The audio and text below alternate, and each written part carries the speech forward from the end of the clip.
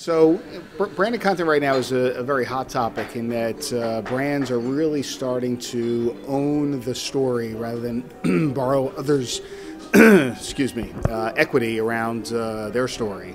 They're really looking for ongoing narrative to engage the consumer in a dialogue about the brand.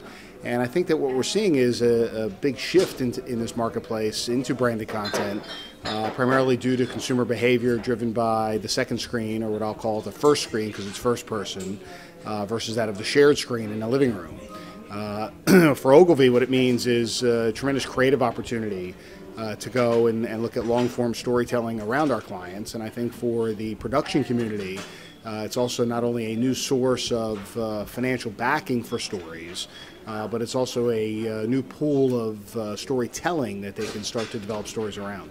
Well, I think that the creativity for online video goes well beyond the story that is told in video. I think really where the opportunity is online are all of the different digital extensions or tools that can be applied to the video, engaging the consumer in a greater experience. So that could be anything from social tools, allowing them to lean into the story and talk to their friends.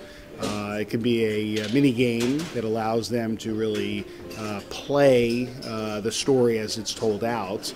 Or a whole host of other, again, digital extensions. And I think that that's really the key, just to approach digital video from the same linear storytelling that we had in television is really a missed opportunity for digital storytellers. Ogilvy's been a partner at MIP for 7 years now, and each year what we try and do is not only bring clients and offices from around the world here to educate them on the storytelling or the original content opportunities that are available to them, but also to inform and inspire the industry and really showcase what it is that brands are doing out there in terms of development of formats or the creation of content that originates from the brand brief. And I think what we've been able to see year over year is a greater body of work emerge in the area of branded content and an increased interest from some of the larger production companies and format owners like Fremantle, Endemol, and Shine. This year we were up for Brand of the Year with our Coke Zero work, built around the Make It Possible campaign. That work has won numerous awards across the industry, from the Cannes Lions on through, and really I think it's an honor to be in a class with Renault relative to all the great work that Renault's done, from Renault TV through their David Guetta work and Twizy to the Intel program, the Creators Project with Vice.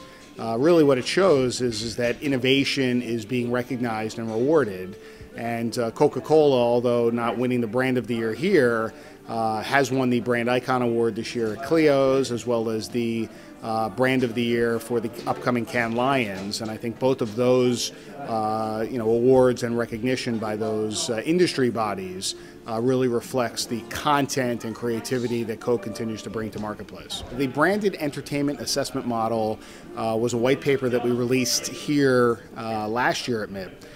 Really focused on helping brands and agencies assess the application of content within their overall marketing mix and giving them the tool to measure the use of that content relative to what they were trying to achieve with the program. It is a very simple model that's built off of entertainment value, reach, and frequency. It's been adopted by many production companies, such as Electus, who's applied it to Fashion Star, as well as ITV Studios. We continue to tweak the model as we assess more and more programs. So we've got about 30 different programs in our database to date that we have assessed and scored. And it emerged out of the question that people continue to ask, which is, how do you measure branded content?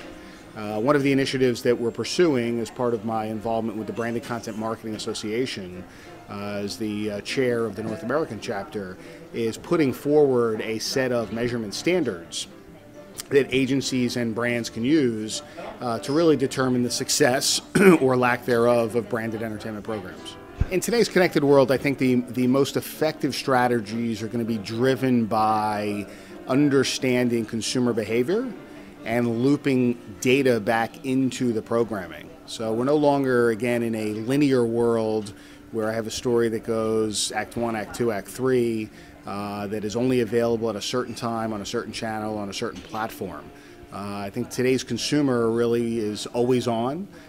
They want content in multiple forms, lengths, content that they can lean back and be entertained, content that they can lean into and be educated on. And I think it's incumbent on producers and creatives alike to be developing those formats, allowing for flexible storytelling models to emerge, and even more so, allowing the consumer to participate in those stories.